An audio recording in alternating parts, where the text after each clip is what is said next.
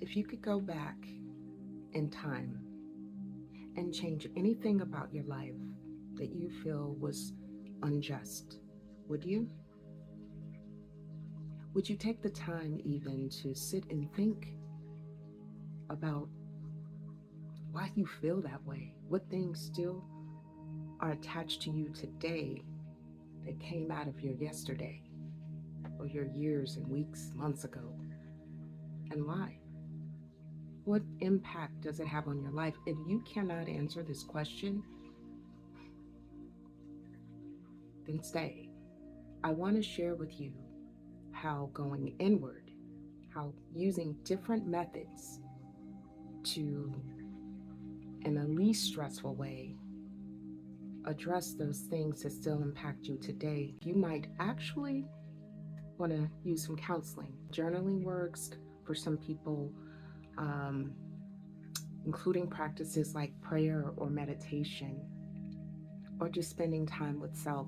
Some people use, you know, marijuana, other things, alcohol, sex, video games to escape. I'm not talking about escaping, I'm talking about addressing without the other person giving you closure.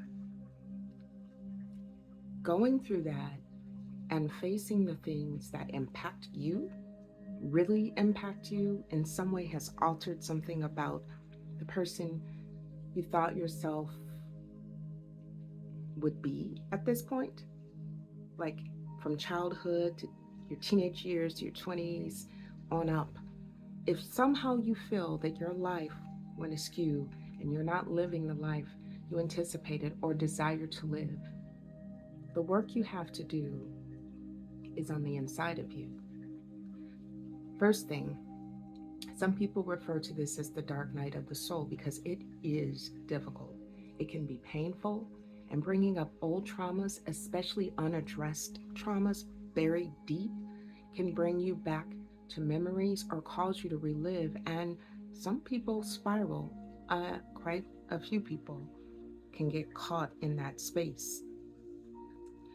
There's a psychologist by the name of Carl Jung who created this concept of dark night of the soul through his own emotional and mental break and assessment.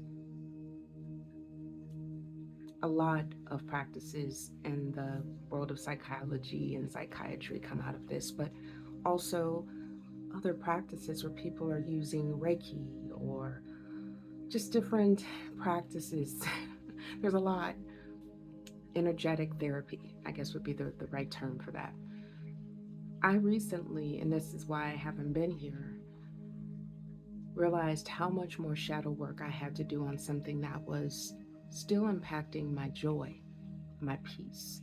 If you've watched any of my videos, you saw it around Mother's Day. And then it's been this reoccurring topic in my life where I want to really work these out. And I realized this is not the intention that I had when I sat down, because having gone through the dark night of the soul myself, I wasn't so sure about what my future was going to look like since I had all this work to do. And in my searching and seeking, diligently doing the work, I'm not where I was, and I still have work to do. But with everything that's going on and people seeing the world, literally their world, change before their very eyes, if you're paying attention to social media or news, things that people are sharing independently, tells you what's happening on one coast or the other. And this is not the world I imagined when I was a child, although I could perceive it, being the descendant of both free black people and slaves,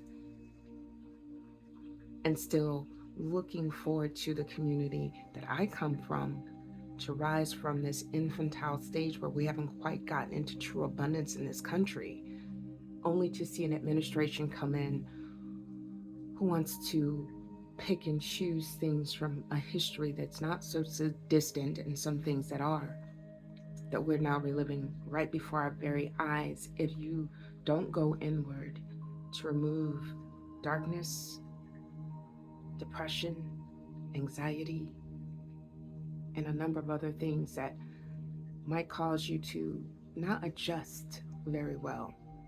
If you find yourself just not able to cope, or the weight of other people's problems they're too big, I want to talk to you because we need you. When I say we, I mean all of humanity. Do you want to be someone, as I know I don't, who looks back on this time and realize that we were living through something that can vibrate across generations and do or think nothing different? The worst thing we can do is nothing. Even if the something is corralling our family together, resolving old differences,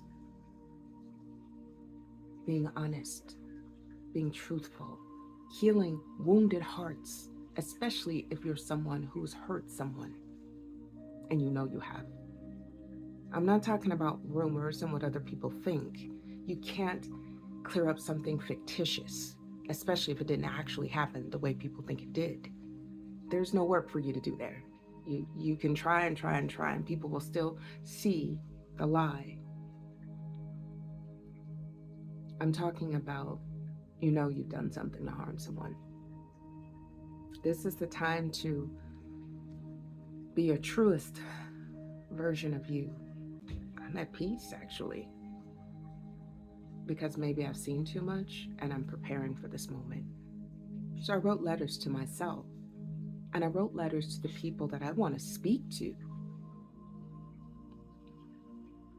Things that I don't think I'll ever have an opportunity to say, but what it did for me is it removed that energy that was living inside of me from those experiences. It's almost like when I use the word energy for someone who might use the word spirit, it removed a spirit of oppression, a spirit of anger, of victimization. See, I have peace because I know that I'm doing the work and I can see the difference. You know how you really just want to tell somebody? Well, I did in writing. And once I put that on the paper, I left it there. And sometimes it takes more than one time and more than one way to release, and I've been releasing in a number of ways.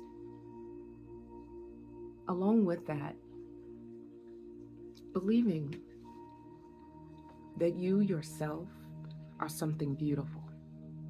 There is no hierarchy of humans. Race is a concept. This world would not be what it is today if it wasn't for all the groups that are here. We've all contributed something. Before I go, since this book has been banned, I thought better of finding the part that I wanted. But I think this is a good time to bring this small quote from the Diary of Anne Frank. This entry was written on August 1st, 1944, and although it's not quoted as being her last words, she was dying from an illness, it is the last entry.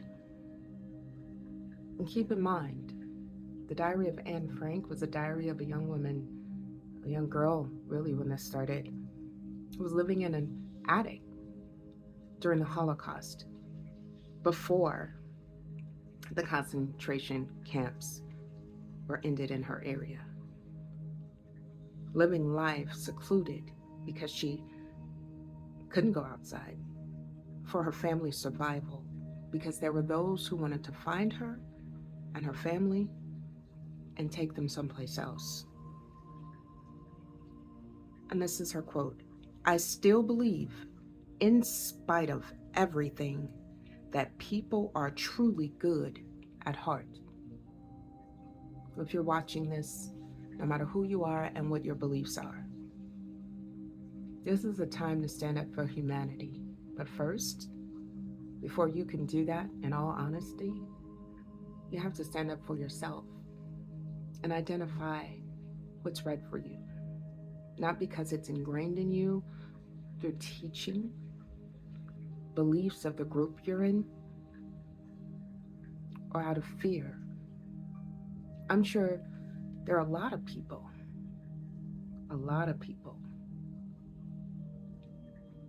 in those days that were brought up on charges for crimes against humanities who were just following orders. Who do you want to say you were when you look back on this time? Who are you now? To yourself, to your spouse or partner, to your children, your neighbors, your coworkers, your employees, the people who visit your business, the person sitting next to you in the car, that stranger you refuse to look at. I see people cringe when they walk down the street next to someone else, all based on a long-term history in this country of things that still are going to need to be addressed.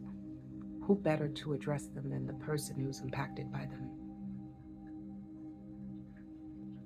Peace, love,